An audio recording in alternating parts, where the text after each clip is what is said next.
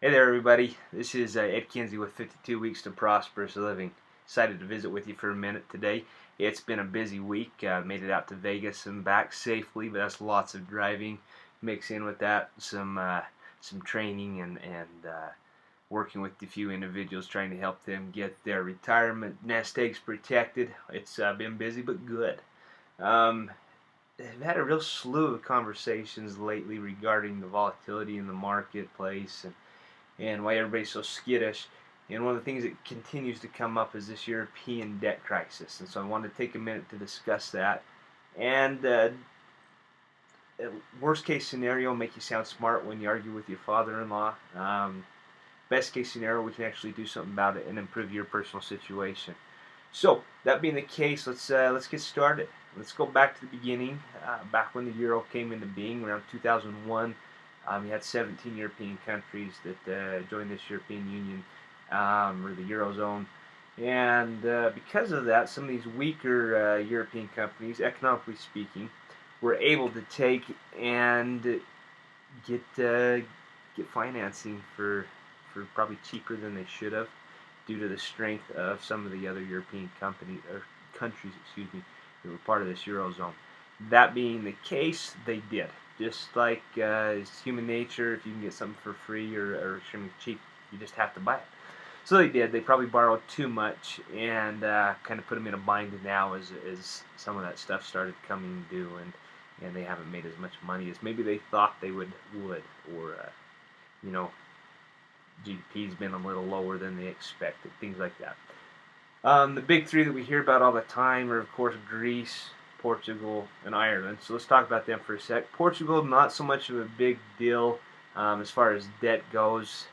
They're questionable, but not too bad. Their biggest struggle is that they spend a lot. As a government, they spend a lot. They take and they put money into the economy, do a lot of economic intervention, and because of that, they have investors spooked. You throw on top of that Ireland, who had a real estate bubble that collapsed, and with that, then the government needed to step in and back up their banks, especially their large national banks, who were threatening collapse. And then, of course, we have Greece, that we hear about all the time. They've kind of got a culture of tax evasion, mix that in with some heavy government spending. Fun little concept. See if you can get your boss to try this. They had a cap on their government salary, that they could, monthly salary that the government could pay a government employee. And so instead of raising that cap, they just decided, let's stay within the rules, and we'll just pay you for 13 or 14 months worth of work every 12 months. I haven't been able to figure out what the names of month 13 and 14 are, so once we get past November and December, I don't know what they were doing. But they did manage to figure out how to pay for, 14 months in a year instead of just the usual 12. See if you can get your boss to try that. If you figure something out, please let me know. I'd love to participate. No. Anyhow, so that's kind of the quick and dirty on those three. And that's got investors really worried. What happens when investors worry across the board? You get this big market fear. Everybody's spooked. And so financing becomes more expensive.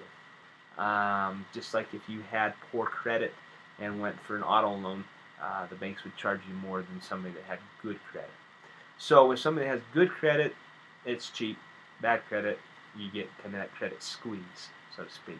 With this credit squeeze across the board, it's just the same as we've experienced in the mortgage industry here in the United States.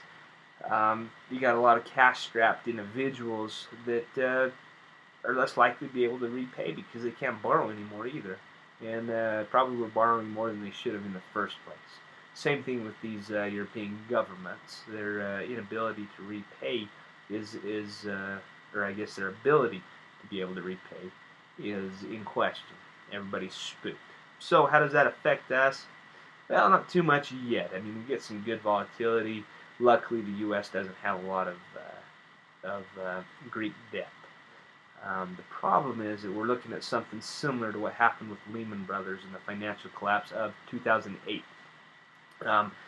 Lehman Brothers went, and pretty soon just this domino effect into this big crisis. And they're looking at something similar now, European unions worried, and so they stepped in, kind of did their bailout, gave Greece $154 billion. Hey, here you go, $154 billion band-aid. We'll just throw that at you. You know, throwing money at things always solves the problem, as we well know. Let's throw 115 over at Ireland, 105 over at Portugal, and then let's create this big wet blanket we'll put over all the money fires, so to speak, over here in the Eurozone, to the tune of $600 billion. They call that the European Financial Stability Facility. Big words right there from me.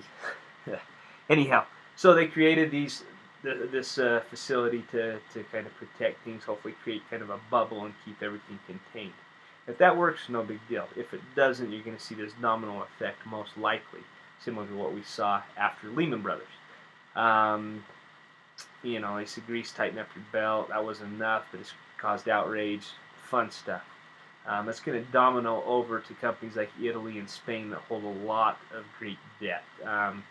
Throw that in with Italy's prime minister being investigated for an alleged, a few alleged encounters with a 17-year-old prostitute, or Spain, whose debt ratios are horrible, not to mention the fact that they had really probably the worst real estate bubble in the world, and it burst. So you throw that together, you know, one of those two countries goes, then it hurts the U.S. Some of our large banks have significant holdings there with Greek debt, and so that affects the banking system here in the U.S. significantly, and that's going to create widespread panic, of course, and we're right back into the same scenario we had in 2008, possibly even worse. So keep your fingers crossed that Germany's strong enough over there to bail some of these people out, or if not, maybe that the International Monetary Fund can come up with enough of a band-aid bailout kind of thing to stave this off. Otherwise, yeah, we're looking at 2008 all over again, and probably a little bit worse. Hopefully that helps, makes you sound smart to your father-in-law. If it doesn't, or if you'd like a little more, you'd actually like to know how to protect your retirement nest egg, be it one that you've already built or one that you're working on, and how to protect it from this volatility, keep it growing in a wild market. Email Marker I at info@prospersbs.com. Yeah, and again, it'll come right across here somewhere. We'll put that in later. But yeah, shoot us an email, info@prospersbs.com. We'd love to give you more information, hopefully help you out that way, give you some safe money alternatives. And have a great rest of the week.